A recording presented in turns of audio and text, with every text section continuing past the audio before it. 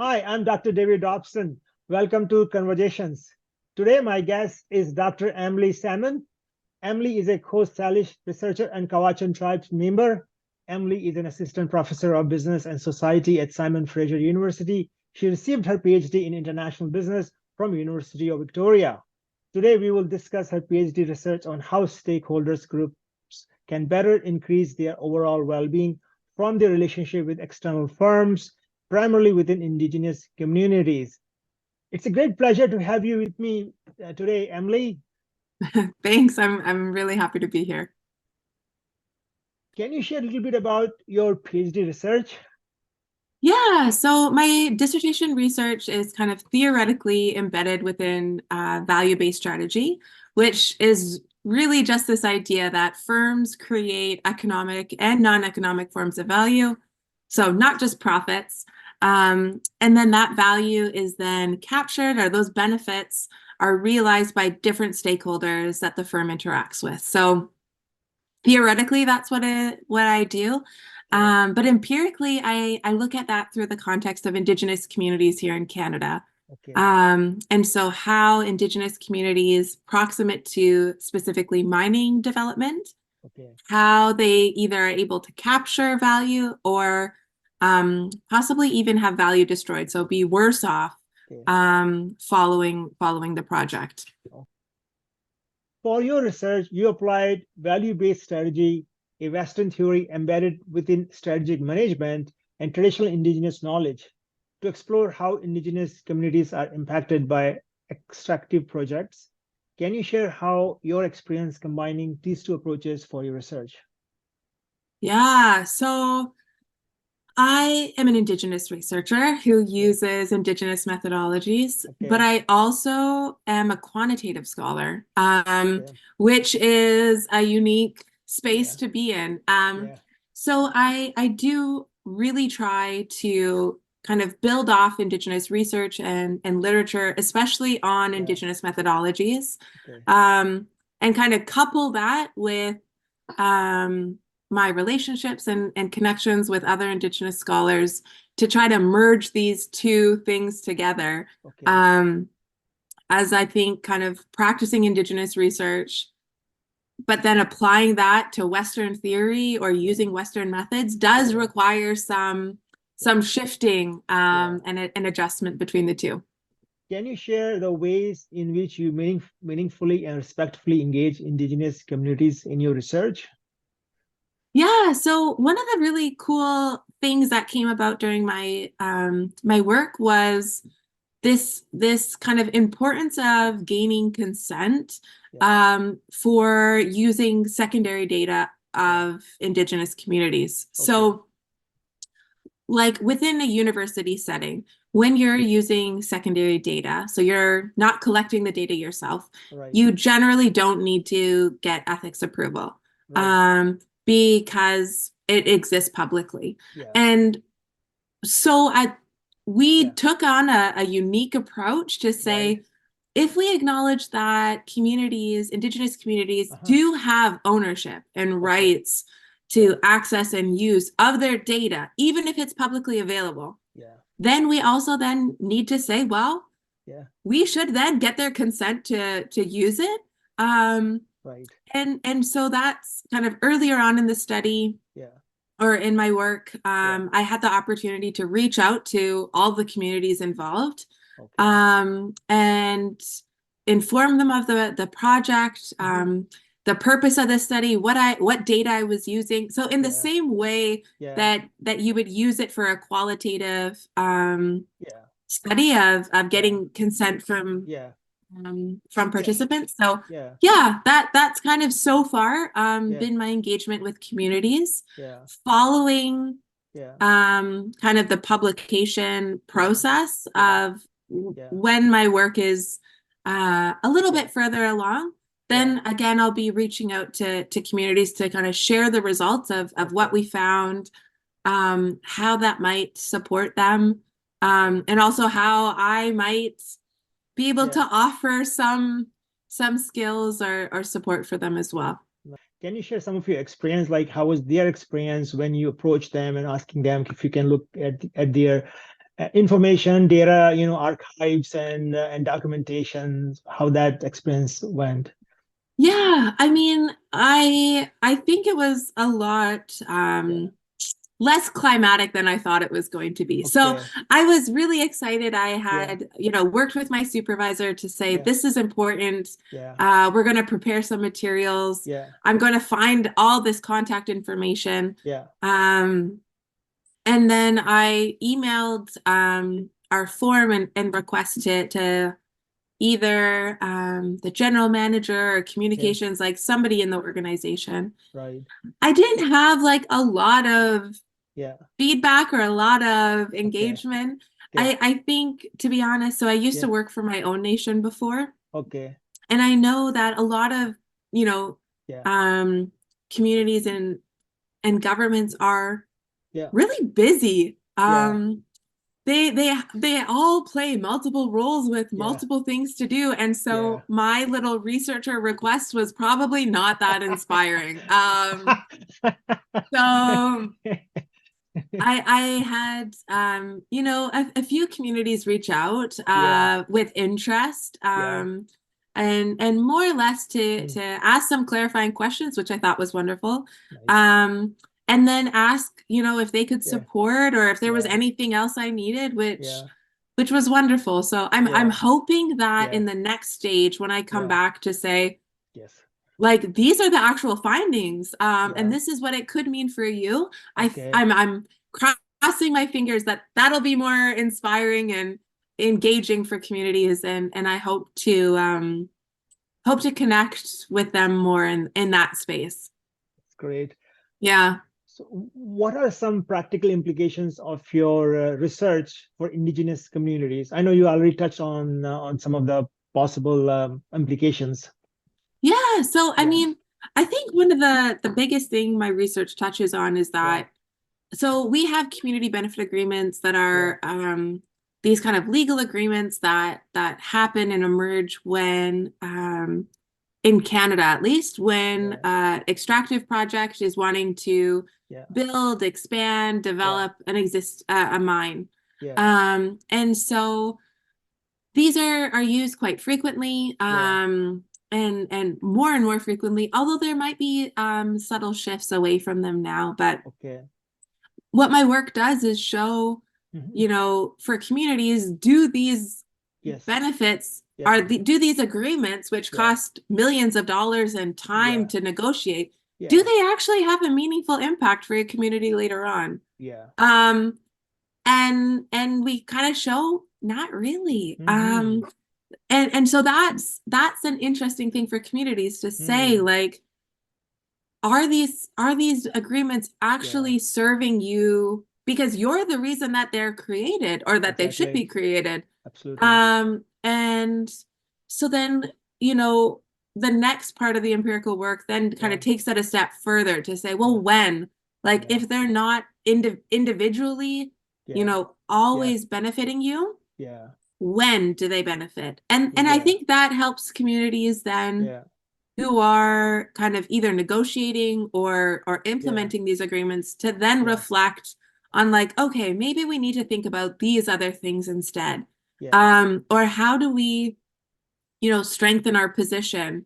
How do we strengthen language and enforceability of these, if we know that, systemically they aren't necessarily going to ensure that these benefits actually are realized by the community? What other strategies and things do we need to implement?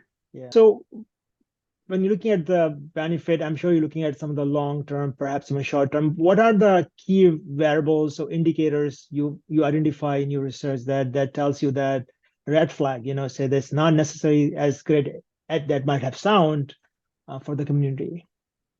So one of the things that we've done is we've built off of there's the First Nations perspective of health and wellness.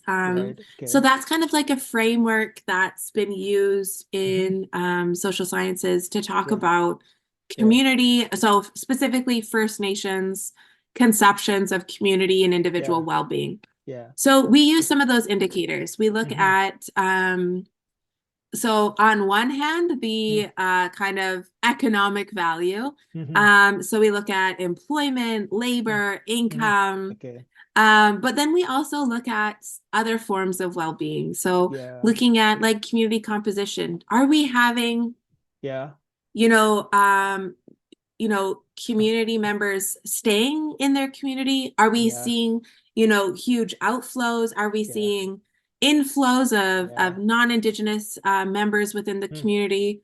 We also look at crime and education, housing quality.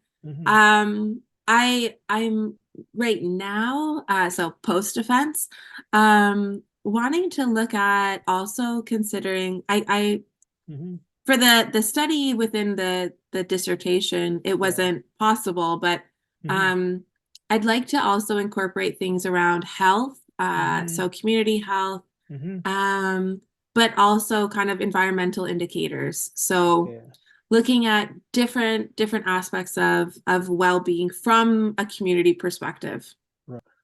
Based on your experience, what is your advice to researchers who wish to engage or collaborate with Indigenous communities? Yeah, so I think so I just this week have a paper published at Journal of Cleaner Production, and we kind of talk about this where we look at within the space of kind of clean energy research with Indigenous communities. And we find that a lot of research is being done on communities rather than with and for communities. And so researchers are often using, again, this publicly available data and using communities as like a great context or like a cool, like a cool space to like test this. But I would, and we kind of advise, well, we do advise against that. But we also identify of like, so like, first off, it does, that type of research does also create this gap between practice and theory and the academy. And so we advocate for, or we illustrate how Indigenous methodologies can bridge that divide and kind of address some of these problems. And so I would say like a really unique thing about that project as well is two of the senior colleagues are non-Indigenous, and two of us as junior colleagues are Indigenous. And there's really a lot to learn about that process where I think, so Indigenous scholars or non-Indigenous scholars who perhaps want to work with communities, I think first and foremost, to really familiarize themselves and educate themselves on Indigenous methodologies, decolonial methodologies, and so having that first kind of active responsibility to educate oneself, and then, using kind of that as your benchmark of what you should be doing before you even engage with an Indigenous community. I think that would be my advice of familiarizing yourself with that literature, with the expectations of what good ethical research for Indigenous communities can look like. I think definitely you don't have to be afraid. I think our communities are often quite welcoming and friendly. I would be a little point of caution and hesitant to say that before you engage with a community, you have to educate yourself. You have to put that work in. Because it's really easy for research to become extractive and colonial. And so as a scholar, I am sure, no one comes with that intention.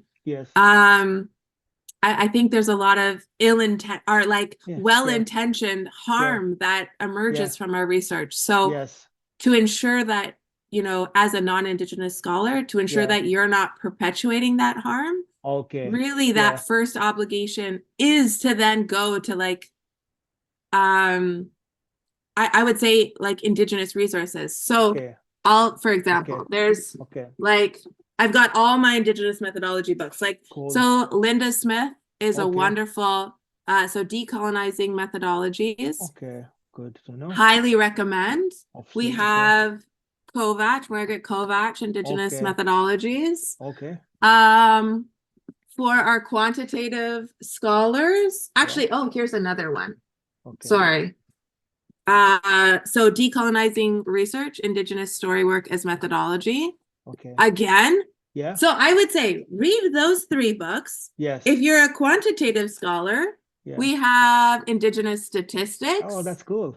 Read that. And then we have decolonizing. Oh, here we go. Decolonizing data. So nice to know. I would say if you're non-Indigenous, want to do Indigenous research or work with community, read those books. And then ask yourself, there will be a lot of questions of why am I doing this research? How is the community benefiting? There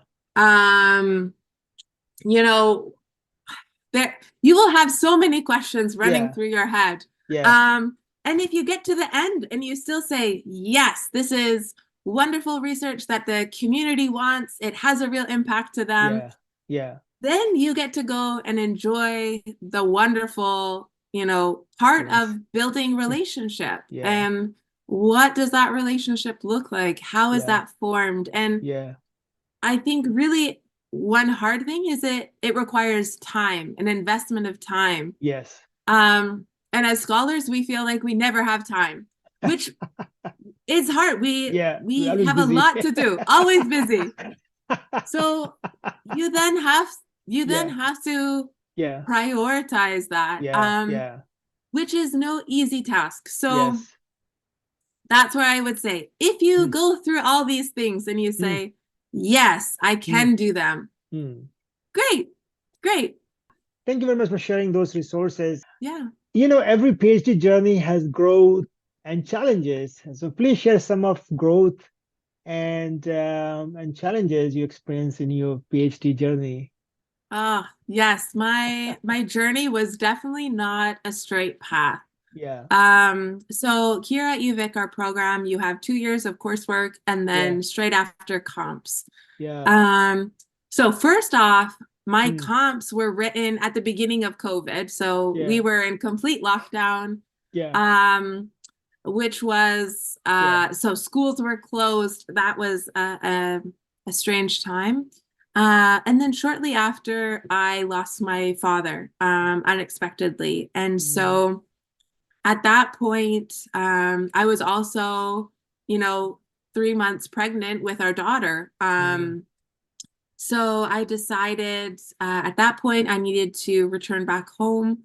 So I left. We were living on campus before. And it was a real time of questioning why I was in the program, why I was doing this work, and if that's where I wanted to be. I think sometimes kind of the loss of a member forces us to reevaluate our own life decisions. And so initially my response was like, I'm leaving the academy. This is not for me. My job and my space is back home and in my community. And then, over time that tempered. And instead, what I gained was, not only I had my daughter, but I had also gained a real kind of purpose and connection to my research and why that was important. So for me, I think, that at that time was not only the greatest challenge, but also the greatest reward in terms of my decision to stay and to contribute to the space. I would also say, having my first paper published was I still get so excited of just, you work so hard for so long on something, and then to be able to share that out with the world is a wonderful experience. So I have, looking back, I've been really fortunate as a student to have, an amazing supervisor and committee who, encouraged me, who also, during that time gave me space, and supported me without pressuring me to decide one way or another. And even my institution, my program director, and our program manager, Wendy Ma, at that time, I had kind of stepped away. I had moved back home, and I was pregnant. And rightfully, I think a lot of people questioned of whether I would remain in the program, and whether I would, have anything to offer back, I guess. But those my institution and like I mentioned, Wendy, they just offered love and support, which is exactly what I needed in that moment. And I would honestly say, if it wasn't for the many people involved in my journey, we also, I was also able to be part of an emerging group of Indigenous PhD scholars in business.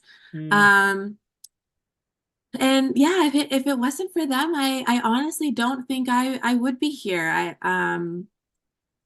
It was a real kind of collective journey in getting here. So I'm grateful that in both my kind of PhD challenges and successes, I've never felt alone, and I've never celebrated alone, and I've never grieved alone.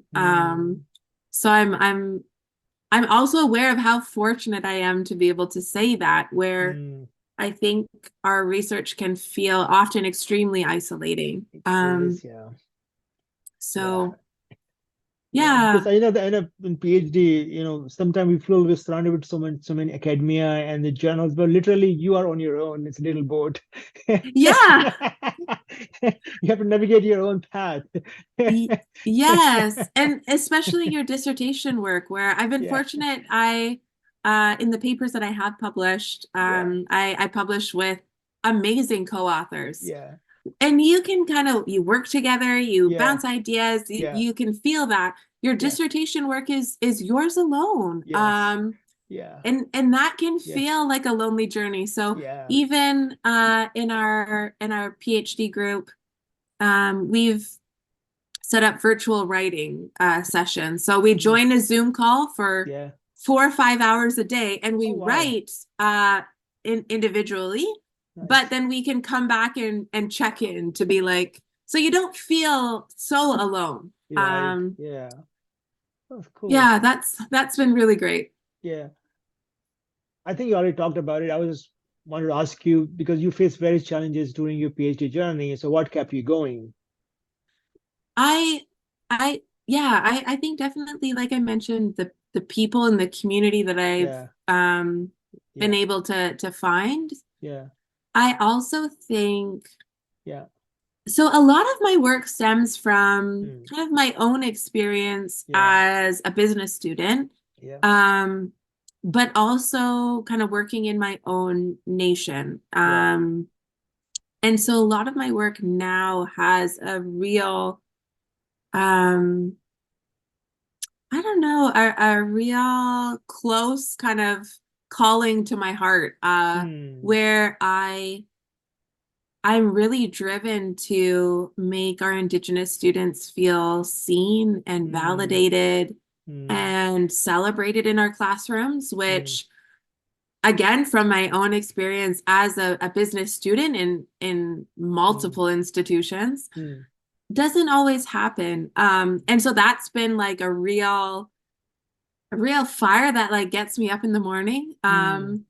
But then also just for communities of, wanting to make sure communities have the information and do what I can to support them in their own pursuit of I don't know, of well-being, I guess, and wellness, whatever that looks like to them. So I would say this kind of bigger vision has really kind of kept me grounded and to keep going in those hard moments of writing. Well, definitely you're setting up a great role model for Indigenous students. So, Emily, what is next for you? So next, first I'm taking the weekend off and I'm celebrating. First off. But then no, so I'm really excited to be joining SFU. The folks that I've met there are wonderful. They are doing some really interesting things that I'm happy to just come on board and support in whatever way I can. And I am excited to keep on, kind of pursuing this research. So it's been a hard kind of 18 months of saying no to every project and every new paper, to be like, I need to get my dissertation done. I can't do anything else. And now it's a really nice time to be like, okay, like, let me see if I can fit this in my schedule. I can start saying yes. I still say no quite a bit, more than I'd like, but so I'm hoping to do some work on kind of, again, indigenizing, business school classrooms and spaces. But also then kind of push forward this value-based strategy theory work. So that's for me. I start teaching in the fall or in the summer, sorry. So I'm transitioning into that of like course prep and seeing where I can kind of add value and benefit to students. I really do enjoy the teaching parts and connecting with students. So I'm excited to do that at SFU and experience it there. I'm sure the SFU is super lucky to have you, and I'm sure the students will be very lucky to have you as the prof. So thank you for your time, Emily, and best wishes on the important work you do. Awesome. Thanks for having me again.